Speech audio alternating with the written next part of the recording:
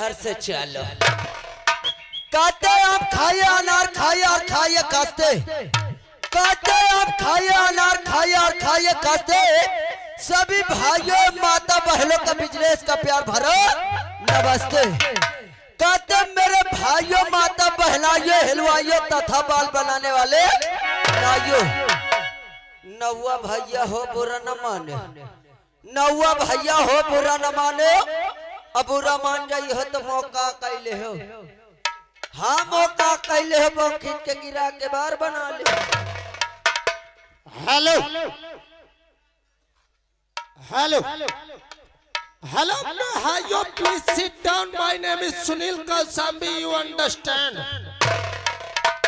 भैया जितने जने ठाड़ होकर पे कई के मन निरोध करत हो यार। निरोध नहीं तो साले कहते कंडोम कहा मारी थरा अंदर जाई। वो कहा कर बे अनुरोध है, अनुरोध करता हूँ भैया, आप लोग अपन अपन लेके बैठ जाओ यार। का लेके बैठ जाओ? अबे जगह बे। अच्छा ये तो जा उल्टे सोच जाता है।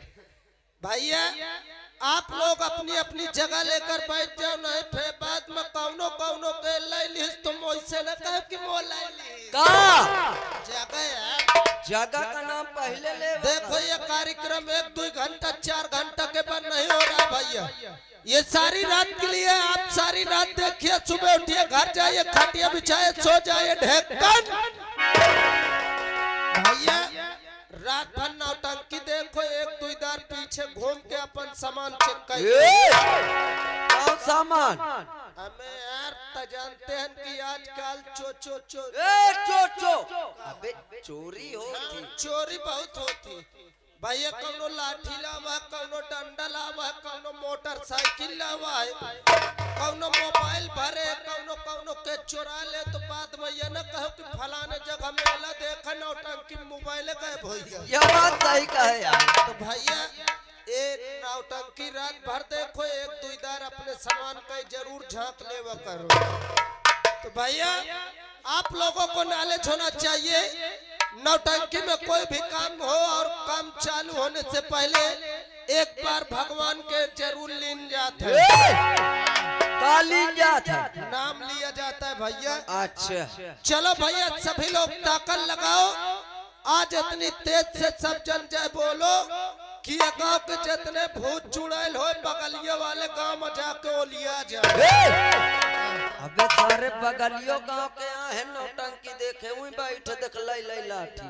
दादा यह झटकम 2-4 लाठी पेल न दियो हम नहीं पेल दे उठ के।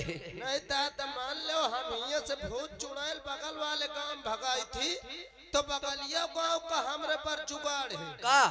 मान ले ये गांव के जय बोली है, वह गांव में घुस जाई। हाँ अब वह गांव के मिलके सब जन जय बोलो, इतनी तेज से बोलो कि जौने गढ़े में पानी न हो जाए कूद के मर जाए वह। सब जन जय बोलो भैया, और खास कर जितने मोर प्राइवेट बापा ई तो प्राइवेट वाले बापा हैं।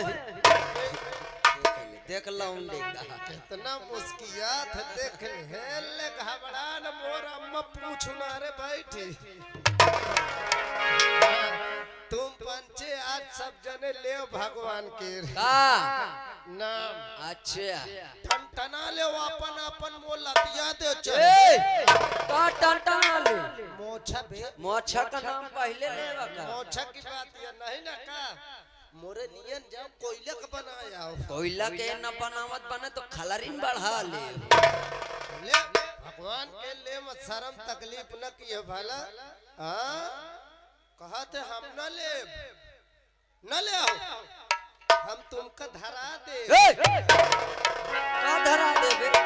कसम यार कहे की कसम? जय न बोलियो ना तो कसम से 12 बजे रात के तुम्हारे बाप के लौंडा पैदा हो। देख ले कबे एक मतलब तोरे पापो के भे होंगे। मोरे पापा का दुनिया दुनिया के भाई सब जानत है। अच्छा ए भैया चलो अपन अपन बोरिया बिस्तर फैला के लंगोट जंघिया टाइट कह के पूत तनेन कह के मोछा टनटनिया ले, हिम्मत से ले, ताकत से ले, हाथ झटक के गोर झटक के चपक के मसक के हो सकत तनी तनी इतनी तेज से लेते हैं, इतनी तेज से लेते हैं कि अगल बगल वाले गांव में पता चल जाए कि नौटंकी का कार्यक्रम शुरू हो गया है।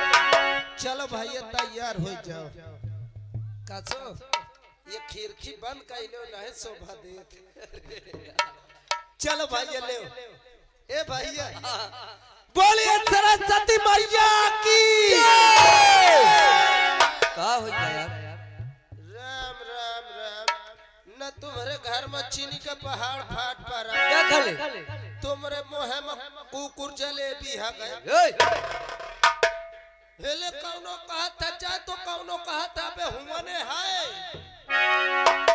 हमरे दादा हन का देख ले हो, बांधे मुराई छपाई ठकाते हमरे ठेवने से गए।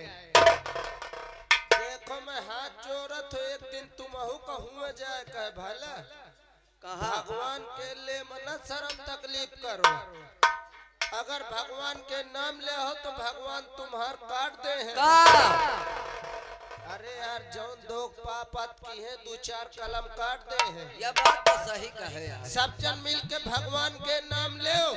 ए भैया भैया चलो तगड़े से भगवान का जय का नारा लगवाओ, करे बाद कार्यक्रम आगे ले चले। चलो भैया चल ले सब जने भैया आप लोधन से गुजारिश है, लोधन से नहीं सारे चमारन से कैली मनार दे हो सारे मोहे कैसे टिकाई दे